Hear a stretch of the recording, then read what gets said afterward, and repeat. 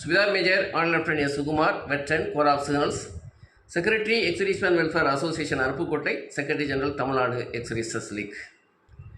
படை வீரர்கள் மற்றும் முன்னாள் படை வீரர்களது சீரார்களுக்கான MBPS PDS இன் மத்திய அரசின் இடஒதுக்கீடு மற்றும் விண்ணப்பம் சமர்ப்பிக்கும் முறை. அதாவது central government ministry of health and family welfare உடைய சென்ட்ரல் பூல் கோட்டா என்பது மினிஸ்ட்ரி ஆஃப் டிஃபென்ஸுக்கு ஒதுக்கப்படுகின்றது. அந்த மினிஸ்ட்ரி ஆஃப் டிஃபென்ஸ் கோட்டா என்பது படை வீரர்கள் முன்னாள் முப்படை வீரர்கள் சீரார்களுக்கு வழங்கப்படுகின்றது. அதற்கான விண்ணப்பம் என்பது ஒவ்வொரு ஆண்டும் KSP வெப்சைட் வாயிலாக சமர்ப்பிப்பு செய்யப்பட்டு வந்தது. ஆனால் இந்த ஆண்டு KSP வெப்சைட், அதாவது கேந்திரிய சைனிக் போர்டு வெப்சைட் பழுதுபார்ப்பில் உள்ள காரணத்தினால் அதற்கான மாற்றுமுறை, விண்ணப்பம் சமர்ப்பிக்கும் மாற்றுமுறை என்ன என்பது பற்றி KSP ஒரு விரிவான ஒரு கடிதம் 22 ஜூலை 2025 அன்று வெளியிட்டுள்ளார்கள். அதன்படி கூகுள் ஃபார்ம் வாயிலாக சமர்ப்பிக்க வேண்டும். அது எந்தெந்த வெப்சைட் வாயிலாக சமர்ப்பிக்க இயலும், சமர்ப்பிக்கும் போது என்னென்ன ஆவணங்கள் தேவை என்பது பற்றியும் அதில் தெளிவாக குறிப்பிட்டுள்ளார்கள். இந்த முழு விவரம் பற்றி இந்த வீடியோவில் மேற்படி பார்ப்போம். Welcome veterans welfare Aruppukottai YouTube channel. முன்னாள் படைவீரரும் மற்றும் அவர்களை சார்ந்தோர் நலன் சம்பந்தப்பட்ட வீடியோக்களை வெட்டரன்ஸ் வெல்ஃபேர் அருப்புக்கோட்டை யூடியூப் சேனலை சப்ஸ்கிரைப் செய்து பார்த்து பயன்பெறலாம். இதுதான் KSP கேந்திரிய சைனிக் போர்டுடைய கடிதம் 22 July 25. Government of India, ministry of defence, department of X-servicemen welfare, Kendriya Sainik board.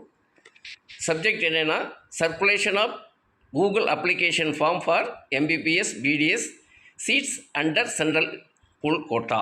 இது பற்றி தான் இதில் அவங்க கிளியராக சொல்லியிருக்கிறாங்க. இந்த அப்ளிகேஷன் சப்மிட் எப்படி பண்ணணுங்கிறது ஏன்னு கேட்டாச்சுன்னா, KSP வெப்சைட் அண்டர் மெயின்டெனன்ஸு.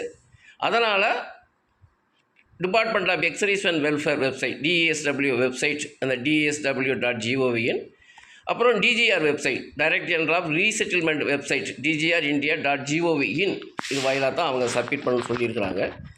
அந்த வெப்சைட் போயிட்டு பற்றி இப்போ பார்ப்போம். அதாவது கூகுளில் போய்ட்டு நீங்கள் ஃபஸ்ட் இது நம்ம பார்க்குறது TSW.gov.in, department of X-servicemen welfare website. நீங்கள் கூகுளில் போய் DSW.gov-in போட்டாச்சுன்னா அந்த வெப்சைட் ஓப்பன் ஆகிடும்.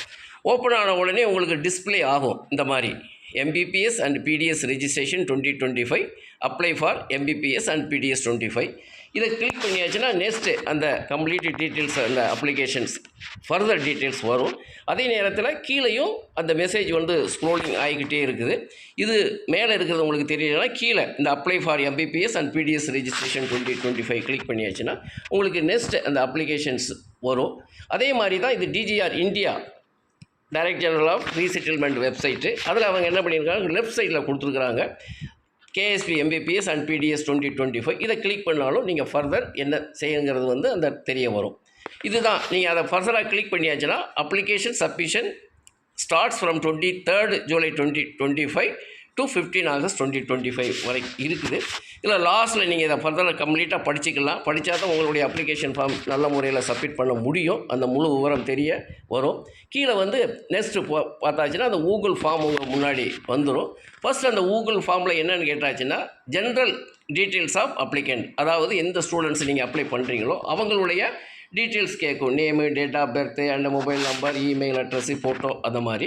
Next educational details of applicant, அவங்க என்ன படிப்பில் ஃபிசிக்ஸு, கெமிஸ்ட்ரி, அப்புறம் பாட்டனி, அந்த பயாலஜியில் எடுத்த மார்க்கு, அதனுடைய விவரங்கள். அப்புறம் நெக்ஸ்ட் பேஜ் ஓப்பன் ஆகும். நெக்ஸ்ட் பேஜ் பண்ண உடனே நீட்டினுடைய இது, அந்த நீட் எக்ஸாமில் என்னென்ன மார்க் எடுத்துருக்கீங்க அந்த விவரம், அதை ஃபுல் பண்ணோன்னா நெக்ஸ்ட்டில் உங்களுக்கு கம்ப்ளீட் என்ன வரும்னா, details of ex servicemen serving personals widow, அவங்களுடைய விவரம், அந்த குழந்தைகளுடைய யார் விண்ணப்பம் சமர்ப்பிக்கிறாங்களோ அவங்களுடைய பேரண்ட்ஸ் இப்போ யார் இருக்கிறாங்களோ அவங்களுடைய டீட்டெயில்ஸ் இதில் கேட்கப்பட்டிருக்கும். அதை ஃபுல்ஃபில் பண்ணணும்.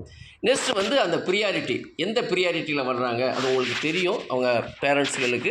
நெக்ஸ்ட்டு தான் அந்த டாக்குமெண்ட்ஸ் என்னென்ன இதில் அப்லோடு பண்ணணும், அதை ரெடியாக வச்சுருக்கணும் நீங்கள் PDF ஃபார்மேட்டில்.